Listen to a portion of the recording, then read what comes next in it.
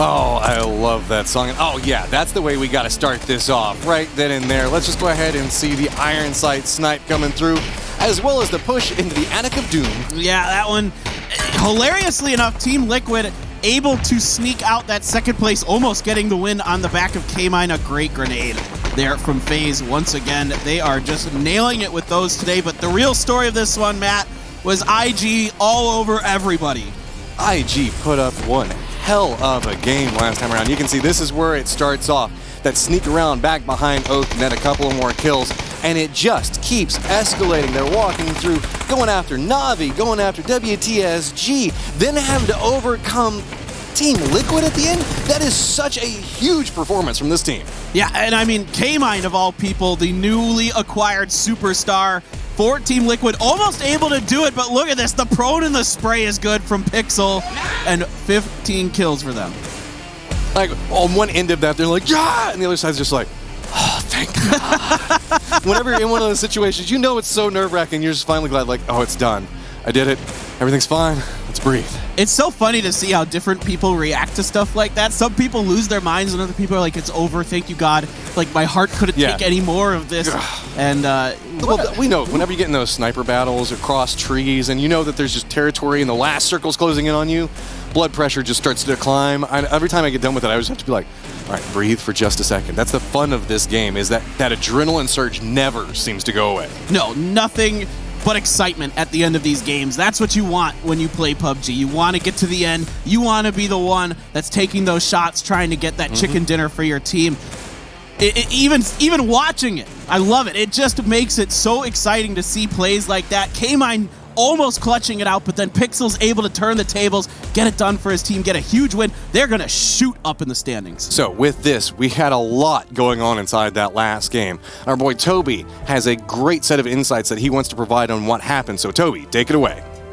Thank you so much once again, Matt. Let's try this one more time. Let's try this one. We were blessed. I was blessed to get a chance to repeat my point from before, because what I wanted to talk about last game ended up happening this game too. What I want you guys to keep an eye on first is WTSG rotating from Ferry Pier over towards Military. Now they get this fine circle, and you would think, oh, what a nice circle. I can just go chill in this compound.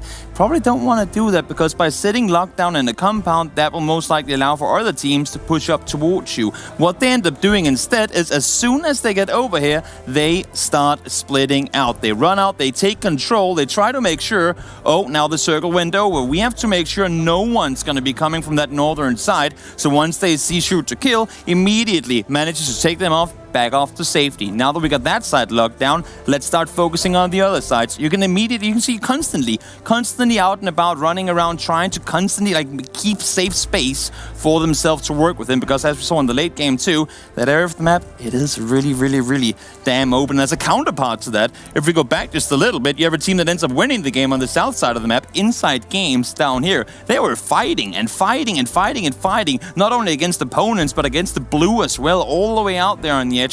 And I guess you can say that in the end of it, they just came out a little hotter because they were feeling it from the start. But sure as hell, the guys from Liquid put up a fight. That was it for this one. Thank you so much. Back to you guys. There we go. Again, we did see the same circle 2 times in a row, but it's just so interesting to see how it plays out entirely different, just based off of circumstance. Yeah, I mean, IG was in actually kind of a similar position that FaZe was in the previous game, but they approached it a little differently and ended up with slightly better results. Now, I think part of that is because of what was going on the other parts of the circles, where there wasn't a full WTSG team in a compound that was still in the circle. It was Team Liquid with only 2 members up, so there's a little more room for them to maneuver, of course, but they are just bullying everybody. I do want to also give a quick shout out to Oath. I thought that they came out of it what I thought was an impossible situation. They survived for so long and managed to pick up tons of kill points based off of that. I thought that they were screwed when we saw them having to rotate so late. But let's take a quick look on how that affects the leaderboard inside that last round and exactly how many points Oath did manage to walk away with. Wowzers. 25 points. That's just a quarter. Games. That is huge. Woo! Absolutely huge. But behind that, we've got Na'Vi walking away with 10. Team Liquid, I mean, they managed to fight with those early game fights, picked up those extra couple of kills, and then we saw them manage to get the flushes in there. 10 points is still big, but WTSG just will not get out of those top 5 spots. they're just too good. They're so smart, as Toby was pointing out. Really great awareness. Good job securing their zones, making sure everything is safe. They're disciplined, and on top of that, they're insanely good players. 93 points. Just think, we're talking about how massive of a game Inside Gaming just had. That managed to push them up into the 10th place position. You have to have 5 more kills than what we just saw inside that last game if you're Team Liquid to catch WTSG, and that's if they make no points at all. That is a massive lead coming up for them. WTSG is averaging over 12 points a game. That is nuts. That is absolutely nuts. That's either eliminating 3 different squads entirely by yourself or getting a win and 2 kills. That's bananas. That I don't think I've ever seen a team do anything like that in recent memory. They are absolutely barnstorming this lobby. Now, we're moving over to Sandhawk, and then we've got 3 games of Miramar. So one thing I want to talk about quick before this one starts is Exalt. Coming into today, obviously one of the teams that was doing very, very well. Erangel was not their map yesterday, not their map again today. But Sandhawk and Miramar, we saw them perform extremely well on. That becomes the question. Do they still have it in the tank? I mean, after this many losses, you do take a little bit of a hit to morale. One of the things that I love about PUBG players, though, is their ability just to bounce back and go, okay, that's over, done with. We've learned something new. Let's just take it into the next round. But speaking of what we got going on in Sandhawk right now, looks like everybody's managing to carve out a little bit of space. We do have Wildcard holding down, again, that beautiful position. I hope at some point we get to see why I feel like that is so strong, running their split inside of there, because if we see any shift into this direction, it is just so much control. Don't you do that. Don't you put that pip down there with the technical difficulties. Don't you do that. Don't you put that. I'm not going to lie. I saw that pop up, and I just saw for a second the screen go with it, and I was like, oh, God, no. But, all right, looks like we do have a, guess what, Paper? It's a Southern Circle. Wow. Who would have thought? Well, this one is a lot less likely to do the wild, wacky stuff we saw yesterday.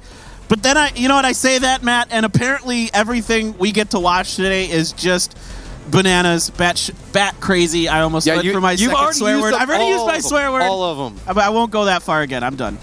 All right, so let's take a quick listen in with the Meta Gaming boys and get a little bit of their feedback from what's going on with their team. When I'm in the game, first off everything, I look for a car. And after, I try to find a M4 or DMR. But I'm always focused on the rotation, on the map, trying to get a good position for me and for my teams, because in PUBG, we don't need to be only good.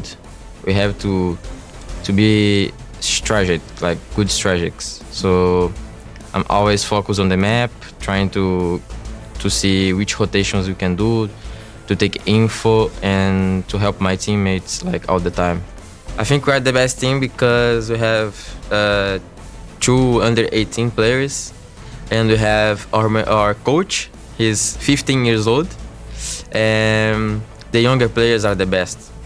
And we are not looking for a specific team to wipe. We just want to kill. We don't want a name. Who appears on my screen, I will shoot. Team after my own heart there is Metagaming saying the fact that they just have goals. I didn't realize their coach was 15. That is so young. Indeed, and what I've heard in the background is that once their coach is old enough to be able to play, he is an incredible player, so they're waiting for him to get a little bit older in age, get a little more experience under his belt. So do you think that was a strategic choice by production, since you keep cussing, that they're like, no, let's go to a package, make the casters be quiet for just a second? No. I know. I'm just messing with you a little bit. All right, so go ahead and get the most powerful vehicle in the entirety of PUBG. The scooter with all 2 horsepower rolling out. I don't know. Which do you think is actually faster going uphill, the scooter or the bus on Miramar? Oh, boy. I feel like it's definitely the scooter. How fast is right? the tuk-tuk? The tuk-tuk is real slow. Oh, yeah, I don't know on that one. At some point, we just need to go ahead and get a race to figure out exactly which ones. And whenever you're on flat ground, that's one thing. But whenever you got to go up these steep hills that you can sometimes encounter on both Sandhawk and Miramar, it just turns a little bit crazy. Speaking of turning crazy, Mixie's got to be very careful. He makes the approach with James. You can tell they have no idea this position has been set up by Wildcard. They are just patiently waiting for this to come through. Mixie's on one side of this, And you can hear Sharpshot being very, very careful on his approach. He could actually just sneak up right back behind them. When shots from the other teammates start to come out, this is going to be absolutely huge. Team Liquid found in a firm pincer position. The first shots come out. EB instantly drops, gets flushed. The rest of Wildcard starts trying to come alive, but the spin back over comes out from Team Liquid. They only lost that one member and managed to down 2. They are on the hunt for Wildcard right now, saying, oh, you want a piece of this? They are just taking them down. No way Team Liquid should be able to do this. Wildcard had them completely surrounded, outflanked, but they're going to do it anyway. This team is so good. Damn, Team Liquid, that was just an instant shutdown on that. Meanwhile, on the other side, Tornado Energy is just rolling right through shoot to kill, trying to connect with a couple of more shots onto this, and this is the fun that happens whenever you take vehicles through this map. You can just end up in the wrong neighborhood so fast, as Tornado Energy is already our second team eliminated. Good lord. Wow, that was a fast start to this one. Sometimes you do have that on Sandhawk where teams look at what they saw yesterday from the other teams and look at this. There is a race going on here between Oath and Athletico. So far, no one has shot at each other. Zoid's going to get out, try to get something, but by this point, Oath is already well ahead. These two teams somehow manage to bump into each other every single rotation, it feels like. Whether it be late or early, because we've seen them both rotate very late, now opting to move much earlier inside of this, and still on a very similar time trajectory, just bump into each other as they cross bridges. We only really have IG, the last round winners, and Na'Vi up towards the north that are not inside the safe zone as of yet. But really, it's just this area that's back over towards the west. Everybody's kind of opting back towards the, the smaller island to the southwest as far as most play coming in. Nobody's really on the main island left anymore. No, everybody's moving over to the western island as they should. It's highly, highly unlikely that this one is going to end up on the eastern side. 2 crates falling right by Painan. Now, STK can definitely get the easternmost crate, but the western crate might be contested by Team Liquid. I don't know for sure. It doesn't really look like they're going to go for it, but I'm curious if STK is going to get greedy and try to get both. Do have the Exalt members starting to rotate, try to meet up with each other, but again, these early rotations from Oath are going to put them on a similar trajectory right next to each other, so Oath now finding themselves in a little bit of trouble as they've been spotted out by Singularity, but oddly enough, Athletico is kind of keeping Singularity occupied and allowing Oath to really run right up next to Exalt. And it looks like they do manage to find a position and get out of what could have been a very dangerous spot. Yeah, so Oath is able to make a really aggressive center circle rotation. Not the easiest one. They are kind of stuck in some odd spots. You really do not want to be in these shacks. I still hear the car as the camera moves away from it. It's just caught on that little point and you can, just constantly going off over there. All right, so really it's still Na'Vi way up towards the north and IG in no rush, but you can see everybody opting towards that main island. Well, not the main island, the southwest island. So I feel a little bit bad. I was talking about the strength of Wildcard's position and hope that we get to see what was going on with it. Yeah, okay, the great part about it is you get a lot of information, so you can set traps like Wildcard was attempting to do. The problem comes into execution. I feel like the execution was even pretty strong. It's just Team Liquid was set and ready to go. Team Liquid should have been dead. That was 100% a brilliant trap set up by Wildcard, and it just took nutty stuff from Jeems and K-Mind. The strategy was sound. It was just outplay coming out from these guys. 99 times out of 100, Wildcard should win that fight. Maybe less than that. Let's go 95 out of 100. Regardless, Team Liquid is so good, they're able to turn on a dime and just shut them down. Now, look at this circle once again, Matt. These circles are giving me Stockholm Syndrome. That's a little bit. Oh God. Oh yes, because we're in Stockholm. Oh, he is so proud of that joke right now. You can't see the face that he is making. But Meta's in a little bit of trouble. We should be able to get this res off as the tree's going to provide some protection. And have you managed to breathe yet? Have you got it back together? I'm back. I'm okay. Okay, you're good. I'm good. Naylup needs to get fired up. He was their top damage dealer, one of the nutty players we saw yesterday. Udyr does get the knock onto Hyagwyn, sparking as well. Wow, Udyr doing some nice work with the jungle laser, as I have dubbed the QBU. That gun is absolutely so powerful, so accurate. The bullet velocity just impressive and great. So many fun guns on this map, really. Yeah. I mean, like, whenever it comes into gun diversity, I feel like there's like almost anything that I can pick up in here feels like it's just very fun to play. But we're sitting here waiting to see how these rotations are coming through as Na'Vi's finally starting to get pretty close towards the safe zone. Exalt split is very interesting. Look at this. They've got 3 members that are inside the safe zone and Udyr that's playing all the way back next to the west coast. Does spout out Na'Vi, so going to go ahead and rotate back over. Should have a clear sight line, clear path to make it back over there, so shouldn't be too traumatic for him. But also notice Team Liquid is doing a similar thing. Yeah, Team Liquid is now going to hedge their bets. They were the... Oh, no. They suffered last time because they stayed on the East assuming it would work out, but VHZ is in trouble. Kemba is going to cook a grenade, and unless VHC sees him doing this, he's pretty much done. You can just bounce it in there, and yeah, there you go. That's 2 points right there. That was just an easy little layup as he tossed the grenade in. Remember, Meta was also struggling because they have Exalt that's taking shots on the other side of this hill from him. And then just down below him, they also have the red Canids. So there's not a lot of positions that Meta can really move from while this approach is coming through. That's why we're kind of seeing them just opt into a very defensive position and just praying that these guys are going to start maneuvering around him. It's really just Sparking left, I think, is the last person up for that team. I think you're right. I only see Sparking left as far as my map feed, unless my eyes deceive me. Iroh has sights onto the Na'Vi members. They heard the shots. They're kind of venturing outside of the ruins, just looking, maybe finding an opportunity. Sparking gonna do what you do on Sandhawk when the chips are down. You lie down. But at least he has a forever box to keep him company over there, you know, just so that way if he gets bored, he can just talk to the crate, something else. You know, he's got the bush off to the side of him, so he at least gets to, like, study the pixels and the textures of how those things look. As we do have WTSG making their rotation, but that's a very safe spot for them to rotate through, just using the hillside off on one angle, and then the rocks on the other side of it. But it's going to be our boys, STK, that are holding down Painan. Nobody really wanting to approach this area, though.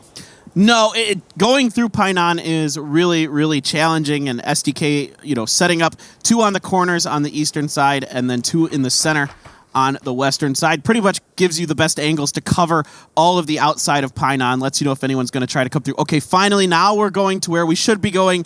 This is where the circle is supposed to be. So with Painan, it's kind of like the rules with Pachinki. If you drop in Pachinki, you know there's going to be people in Pachinki. If you come into Painan at some point, just assume there's already a team inside of that. So that's why a lot of these teams are giving a wide berth to it, but also does allow Shoot to Kill to get a little bit more replenishment on making sure that they get everything that they need to move in this next stage of the game.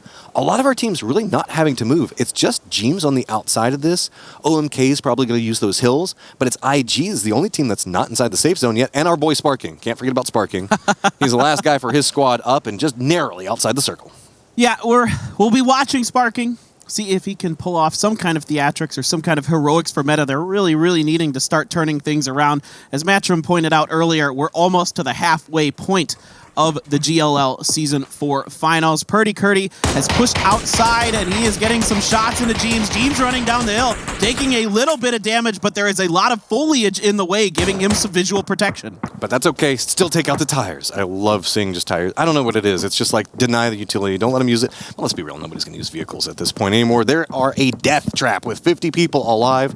You have to assume every hill has somebody behind it, and really every rock as well. As you can see, Team Liquid is demonstrating quite proficiently right now as they are scattered across that hillside, hiding in multiple locations.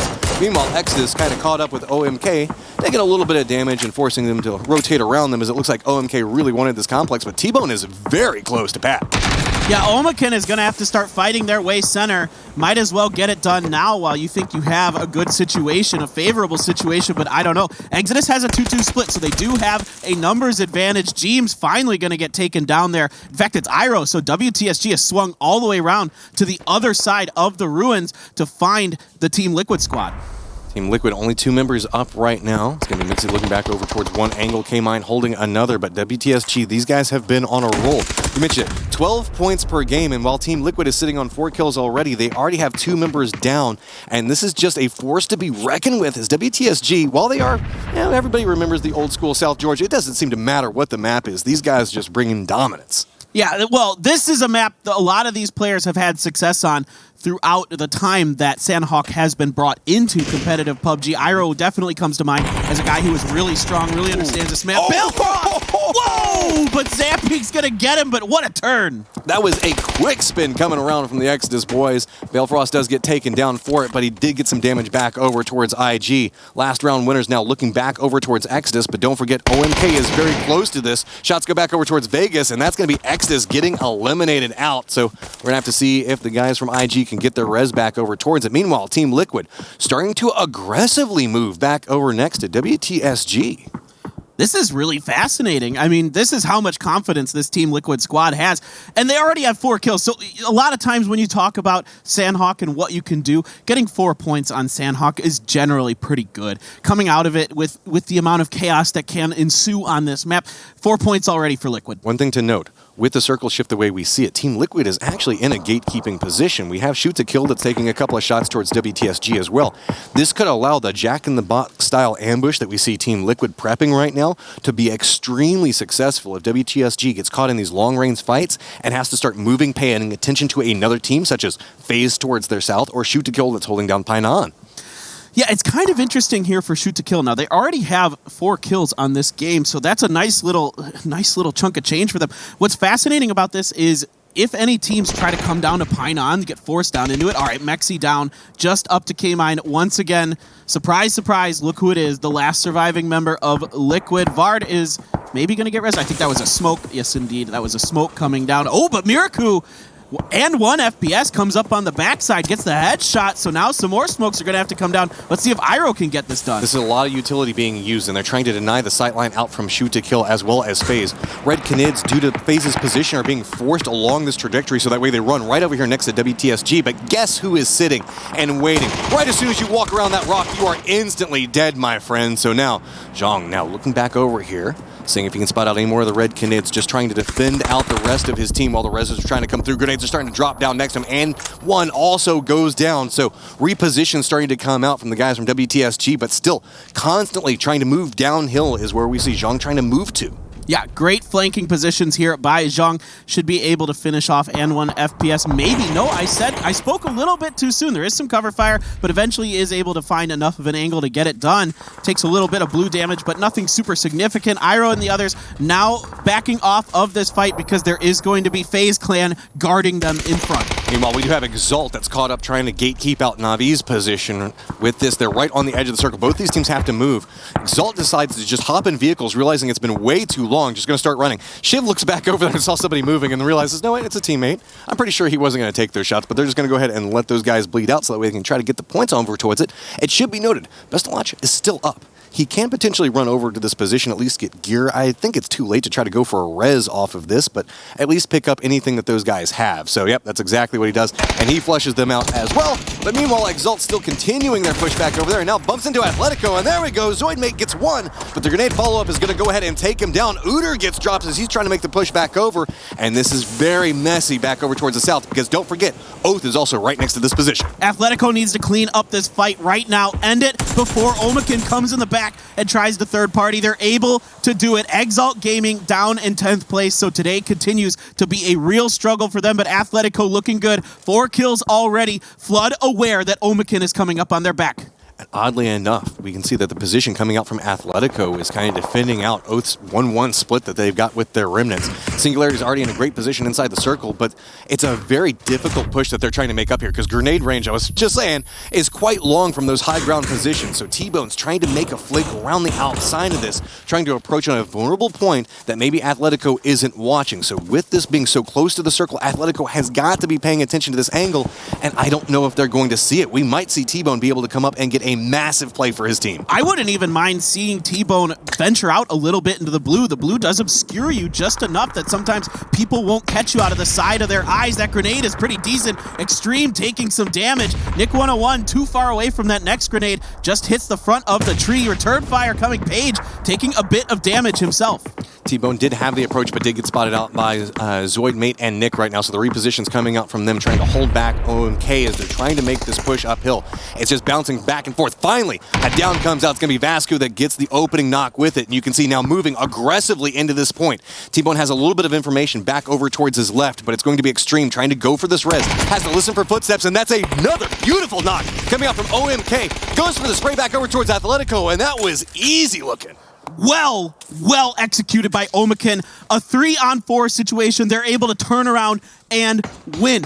Great pushing there by Vasco. He almost went too far to his left and put his head up over and got shot. Instead, he realized, no, I'm going to go a little further right, give myself a little bit more time to get cover, get my other teammates into position, and then they just pounce on top of Athletico. You've seen OMK walk away with some high point totals of their own inside the rounds. The new circle has popped and is going to favor back over towards Singularity and OMK right now with one of the members of Oath. It has to be careful because there's still Best to Watch back behind him. Inside Gaming does get eliminated, but looks like really it's up towards the north where we might be seeing something kind of interesting as Singularity's position is forcing Shoot to Kill to move back over next to FaZe, and FaZe seems to be 100% ready for this moment. This should be a really really fun battle between two top-class teams, potentially.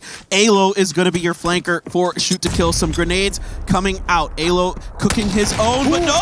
Buzzface gets some damage. Alo able to back up enough. Buzz goes out into the blue. Alo is able to get them, but he gets knocked to return. Uncivil is going to find Gustav. 2-point exchange. Now just one member up for both teams, trying to spot out each member that's remnants, but it's actually going to be Shoot to Kill that comes up on top of that one. They do have 2 members down, but it's just going to be still more continued fire coming out from the last member, Iro from WTSG. He's got 6 kills, just praying that he can get a nade and connect on top of this, but you can see, is it going to roll back down that hillside? Nope, not going to be quite enough.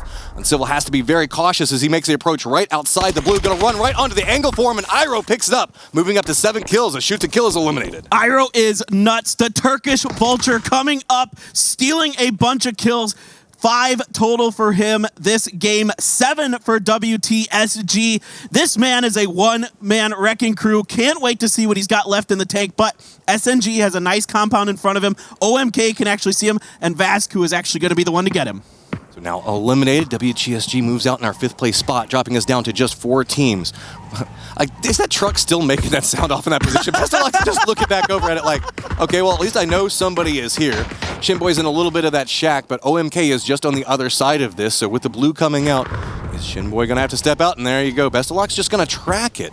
Not going to go for the shots quite yet and see what's going on. Maybe if he has any teammates or anything else like that. But Rello, who's down the hillside, not going to be able to provide any support and doesn't actually get the drop onto that. Finally steps up, does manage to flush it out. But Rello's trying to get the shots back over towards Best of Luck, but not going to connect with anything. The new circle has popped, and really just about everybody except a couple of members for Singularity are going to have to move. Omakan told me that they feel like Sandhawk is their best map, and they are really showing why. They're so aggressive, they're so quick, they're well disciplined, they move together, they work together. Now it is going to be really fascinating. Only 2 teams left, Matchroom, a 3v4. Can Omakan win this odd man situation? They have the position, they have a lot of information, but they've been fighting for a long time. They get a lot of damage back down towards Kodak. They don't seem like they managed to get the down with it, though. They don't want to aggress quite too much, but that allows Singularity to get a foothold at the bottom of this hill. So now it's all onto OMK that's going to have to make some very interesting choices, and again, it comes on to T-Bone to make these flanks and try to really come up big for his team. Be that distraction, because see how T-Bone's pushing on one side, taking the shots, that's allowing Vasku to sneak up on the other side, really try to aggress onto this position, because if he can get just a little bit closer, he doesn't have any frag grenades, but he can at least get spray into these smokes. What I'm really curious about if SNG is going to be able to take advantage of their utility advantage as they're getting the spray down. Page is going to fall. There is some return fire coming from Vasku. No, it's going to be Kodak with a quick double knock. Let's see if this is the go time for SNG. It is all up to T-Bone. He's trying to move out of the way, take some more damage from Kodak. This is looking extremely desperate. He does have 6 smokes in the bag, but I don't know if they're going to give him enough time to use it. He's just going to go down. Just opts into going outside the blue. So with this, Team Singularity managed to pick up a 4-kill victory to round out our halfway point for the GLL Season 4 Finals. That was, I mean, yes, they got a ton of circle love there, but once again, early rotations, aggressive rotations from Singularity paying off. A lot of times we've seen them kind of more opt to play the edges and just kind of slowly make their way in. But this time they go to the center and they get the circle love. They're able to just defend their compound relatively well, and they make pretty quick work of Omakan. Omakan was so hot that game, they had 10 kills going into that final battle. Well, we often talk about point eaters whenever we look at these type of leaderboard situations. We're still seeing these teams that are up towards the top walking away with 5, 6, 7 kills, sometimes even more than that. I think that Shoot to Kill managed to walk away with 10 points in that game, even going out in what I believe it is 7th place or 8th place. That's, I mean, Shoot to Kill did a great job. Of course, they ended up going into Pinon because FaZe abandoned it. And they're the ones who reap a lot of rewards from that. They get into a battle with FaZe. They basically win it. Unfortunately for them, Iro was just waiting. He comes in, he cleans up. Iro ends up going down not too long after that to Omakan. But that was 7 kills for WTSG. They continue to distance themselves. They get placements points out of this as well. What's funny is that might have actually hurt their average points per game. But that's the whole reason it's an average points per game, right? Because they'll just build it back up here in a second with the way that they're playing. good performance from a lot of these teams on Sandhawk. Really towards the north of these circles, we saw a huge fight coming out between, what was it, FaZe, Shoot to Kill, and the Remnants from WTSG with Iroh holding up onto that. And that was just a quick spin battle back and forth onto it. But you know what sticks out the most to me? And I hate to mention it being a North American caster, Team Liquid's annihilation of Wildcard was so fast. It was just like, you can't react to something that fast with comms. That's just game knowledge and trusting your teammates, and they just popped person after person so fast that Wildcard was like, whoa, what just happened? I was just ready to declare Team Liquid dead. The tombstone was there. We were engraving their name on it, but we were way too far ahead of that. They are incredible. That just shows how good they are. I mean, K-Mind, Mexi, Jeems, Ibiza, all these guys are absolutely sick. Ibiza was the only one who went down. And it was perfectly executed by Wildcard. They waited until everybody got ahead. They, like, you wait for everybody to walk by, catch the last guy as he's coming through, get the spray down on him. Now you've got a back flank. They're walking across the river on top of that, for the love of God. And 3 guys already know exactly on your team where the other 3 are. And it doesn't work. That just says something about how quick some of these players can react, and it's absolutely nuts. Yeah, it's just absolutely incredible what Team Liquid is able to do there. Now, the rest of the round didn't particularly go their way. Fortunately, the Circle actually ended up doing what it's supposed to do finally at the end there for us. I wish that was one stat that we could track, because, you know, we often track like the damage numbers by each player. I want to see how much Circle damage does every single time, because I want to know, like, how does it compare versus some of our top fraggers. But when we start talking about people that are at the top of the leaderboards and people that are doing a lot of damage, we always got to jump back over to Kat, who has an interview set and ready to go. What is up, guys, and welcome from the floor. First of all, congratulations on that Sandhawk win. We all love to see that map, or at least I do. So talk to me about when you were talking to Toffees in the morning yesterday. You guys had said from Latin America that one of the best teams coming out at this competitions was Red Canids. Has your answer changed in any way, shape, or form? And you guys feeling a lot more confident because it is your second win? No, my answer is still the same, because they still qualified with five games before the qualifier ends. So they're a really strong team. It's just that they haven't found the game in the tournament yet, but I hope they found it. Now, with 2 wins on the board, you guys are going to jump into, I believe, 3 games of Miramar. Is this a map that you guys look forward to, or do you guys think that it is a strong map for you guys? Yeah, we have played yesterday 2 really good maps on Miramar, so we hope that now we can reach the top 5 in at least 2 of the 3 games remaining, and so we can jump to the top again. Well, thank you so much for that insight on the game. We are going to take a quick break and more PUBG action after that. First, what is? I don't know what this. Coming up after the break. Oh, it was the actual gun. That's why I kept trying to like motion the gun. You should have gone with like the numbers. You know? I hate you.